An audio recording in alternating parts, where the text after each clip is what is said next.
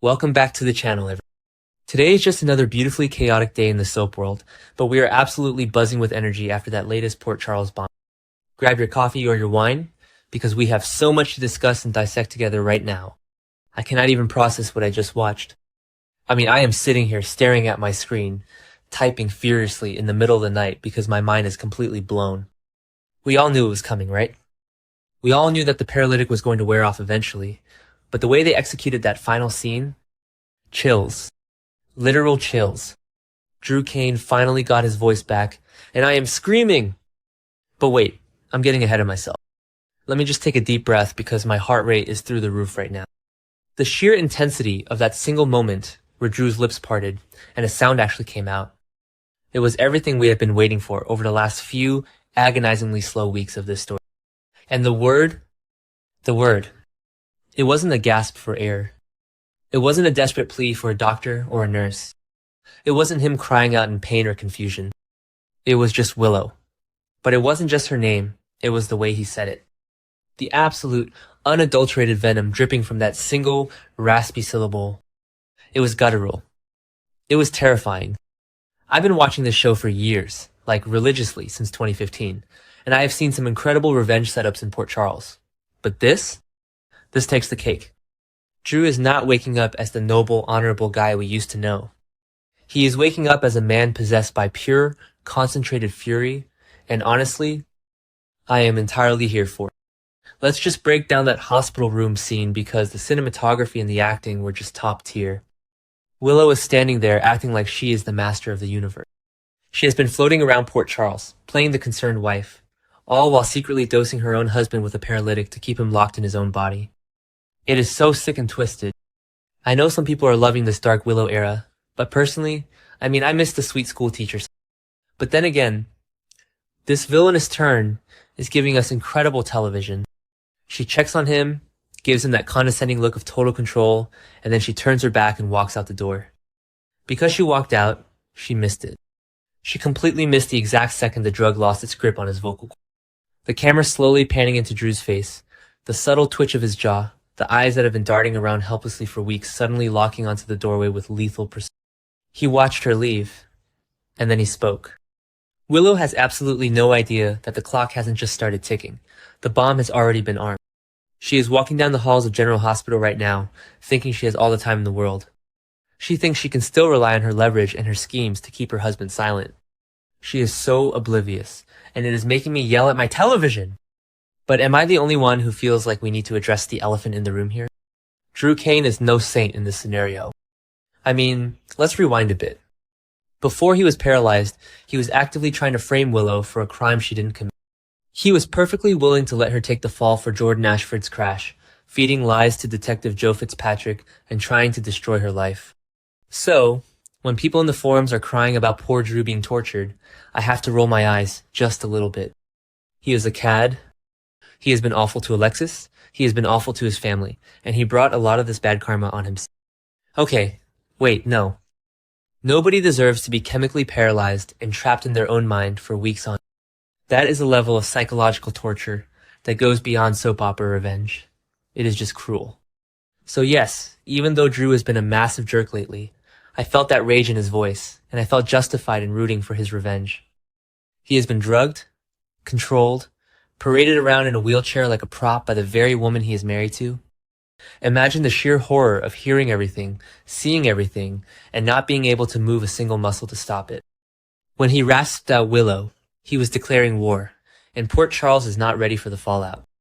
And speaking of fallout, we have to talk about what is happening across town at Windermere.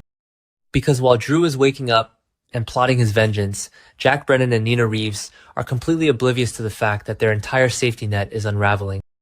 They are currently tearing the castle apart, looking for Ross Cullum's missing black box.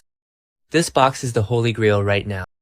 It contains the hard evidence against Drew that they desperately need to neutralize him once he recovers. Jack told Nina the quiet part out loud. They have to find it before Drew starts talking. The irony, the delicious, agonizing irony of Jack saying they need to beat the clock, not realizing the clock has already struck midnight. I was literally pacing my living room during this. Jack and Nina have this undeniable, crackling romantic tension right now, which, by the way, I am totally shipping because their chemistry is off the charts, but they are so focused on each other and the search that they are missing the bigger picture. They think they are the ones in control of this narrative. They think if they just find that little black box, they can blackmail Drew into silence and save Willow from prison. But then, the gloved figure. I gasped. I actually gasped out loud and scared my dog. Nina steps away for barely a minute. The camera shifts to the shadows of Windermere, which is always creepy and full of secret passages anyway, and this mysterious person in dark gloves just slips in, grabs the black box from its hiding spot, and vanishes into thin air. What? Who is it? I have been racking my brain for the last hour, trying to figure out who would even know to look there. Is it someone working for Z and the WSB? Is it one of Sidwell's goons? Or is it someone completely unexpected, like a wildcard player who just blew this entire storyline wide open? Whoever this gloved figure is, they now hold the ultimate. They have the evidence that could bury Drew, but they also have the power to destroy Willow, Nina, and Jack in one fell swoop. And the best part? Nobody currently searching for that box has any clue that it is already gone. Jack and Nina are going to keep tearing up floorboards and searching behind paintings, wasting precious time while the real threat is already out the door. So let's look at the chessboard right now, because the stakes have never been higher. Drew can talk, which means the secret of his paralysis is about to blow up in Willow's face. Willow, Nina, and Jack are in a desperate race to bury the evidence before Drew can use his voice, but they are running a race they have already lost. And this unknown third party is sitting back with a black box, holding the detonator to everyone's life. It is a complete cluster, and I am savoring every single chaotic second. I need to reiterate something important here, because I see a lot of fans taking sides and getting super defensive online. There are no good guys in this storyline. None. Zero. We are watching a battle royale of villains and morally bankrupt characters, and it is fascinating.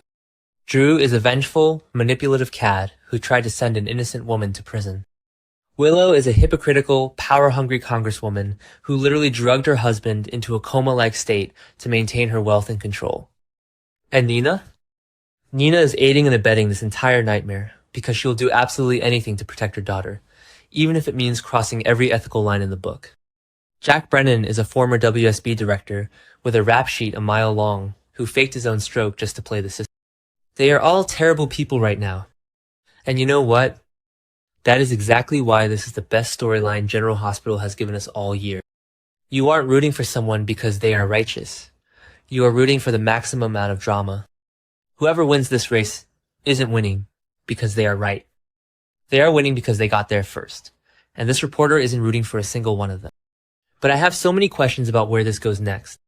What happens when Willow walks back into that hospital room and realizes Drew is looking right at her, fully aware and fully capable of speaking? Does she panic? Does she try to escalate? I mean, she has already crossed the line into chemical imprisonment. If she thinks Drew is going to the cops to expose her, does she try to silence him permanently? I wouldn't put it past her at this point. Michael Corinthos just got in her face recently and told her she loves the power she has over Drew. She might snap and do something completely unhinged to keep that power. And what about Jack and Nina? When they finally realize the black box is gone, how are they going to react?